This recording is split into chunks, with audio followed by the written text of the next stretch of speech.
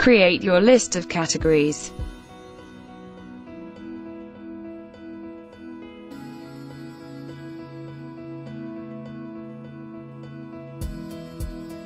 Insert the measurement item and associate it to an appropriate work category.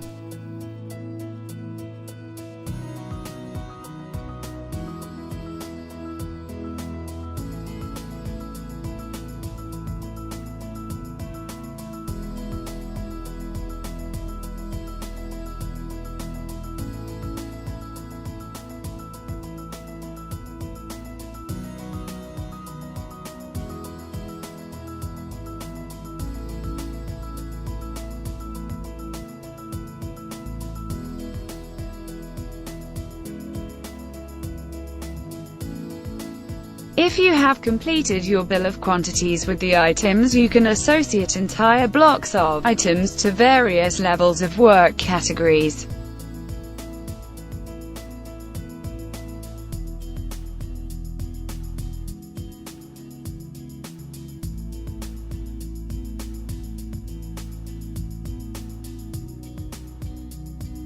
Set up your printed document, completing it with titles and the category summary.